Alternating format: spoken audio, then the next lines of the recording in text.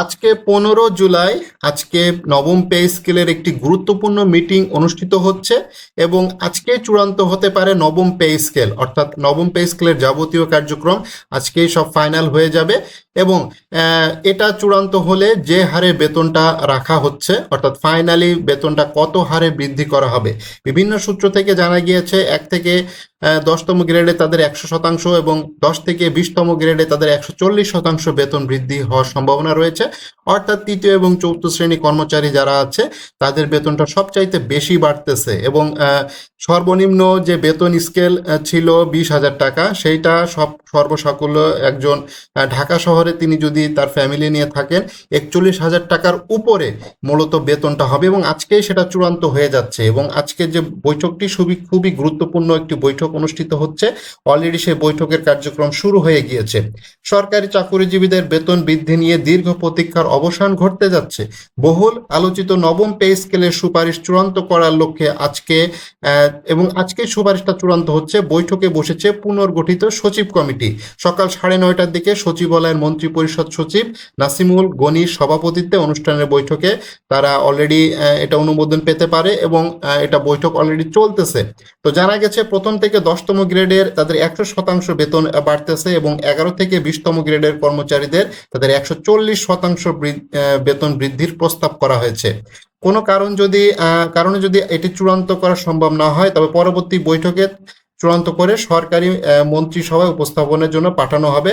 এটা আজকে সবকিছু চূড়ান্ত হয়ে যাবে।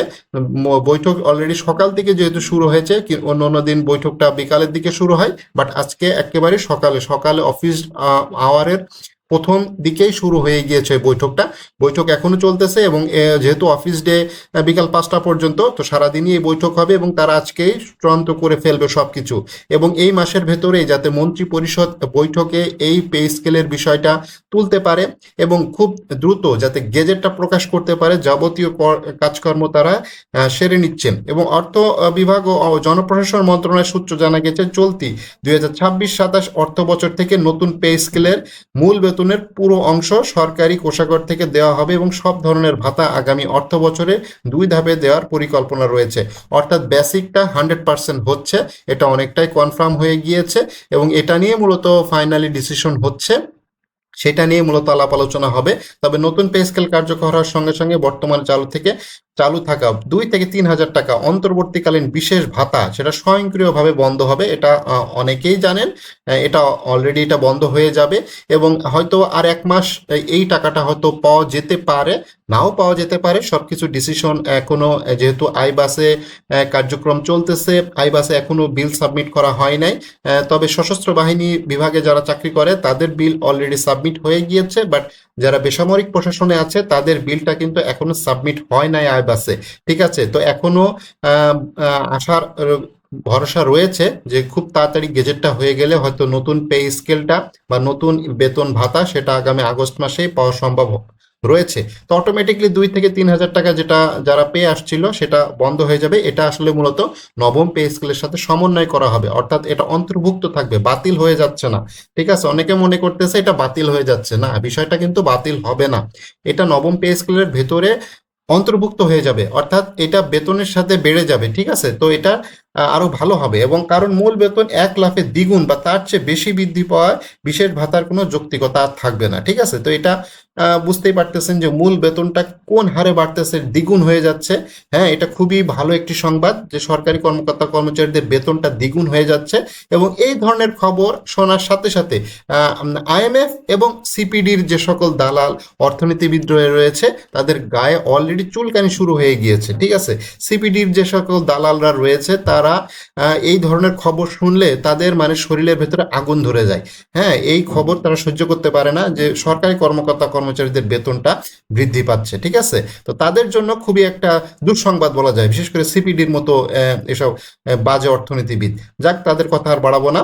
তো যাক, সচিব কমিটির আজকের বৈঠকে বেতন সুপারিশমালা চূড়ান্ত করা সম্ভব হবে এবং দ্রুততম সময়ে প্রধানমন্ত্রীর কার্যালয়ে পাঠানো হবে এবং প্রধানমন্ত্রীর নীতিগত অনুমোদনের মাধ্যমে চূড়ান্ত খসড়া মন্ত্রিপরিষদের নিয়ে নিয়মিত বৈঠকে অনুমোদনের জন্য উপস্থাপন করা হবে।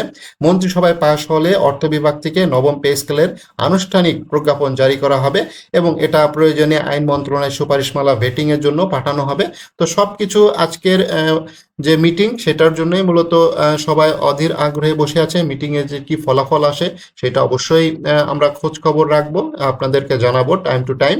তো আজকের যে মিটিংটা সেই মিটিংটা খুবই গুরুত্বপূর্ণ এবং এই মিটিংয়ে বেশ বড়সড় সিদ্ধান্ত আসতে চলেছে। নবম পে স্কেলের বেতন গ্রেড বৃদ্ধি 2 ধাপে বাস্তবায়ন হবে কি 1 ধাপে বাস্তবায়ন হবে সেটা নিয়ে একটা ডিসিশন আসবে। আইবাসের যে সকল সমস্যা রয়েছে সেটা কিভাবে দ্রুত সমাধান করে খুব তাড়াতাড়ি এইটা যাতে একটা প্রজ্ঞাপন দেওয়া যায় এবং প্রজ্ঞাপনের জন্য যাবতীয় কার্যক্রম এগিয়ে নিয়ে যাওয়া, প্রজ্ঞাপনের খসড়া এবং ড্রাফট সেটা তৈরি করা, প্রস্তুত করা। অর্থ মন্ত্রণালয় সেটা দেখবে। প্রধানমন্ত্রীর কার্যালয়ের যে অর্থ উপদেষ্টা বা অর্থ বিভাগ রয়েছে, প্রধানমন্ত্রীর কার্যালয়ে তো অর্থ বিভাগ থাকে, তারাও এটা যাচাই বাছাই করবে, দেন তারা প্রধানমন্ত্রীর কাছে এটা উপস্থাপন করবেন এবং খুব তাড়াতাড়ি এই মাসের ভেতরেই এই সপ্তাহ এই সপ্তাহ তো শেষ হয়ে যাচ্ছে, আগামী সপ্তাহে আশা করা যাচ্ছে যে মন্ত্রী পরিষদ বৈঠকে এই পে স্কেলের বিষয়টি উঠবে এবং সেখান থেকে একটি চূড়ান্ত সিদ্ধান্ত অর্থাৎ প্রজ্ঞাপনের যে চূড়ান্ত সিদ্ধান্ত সেইটা আসতে চলেছে।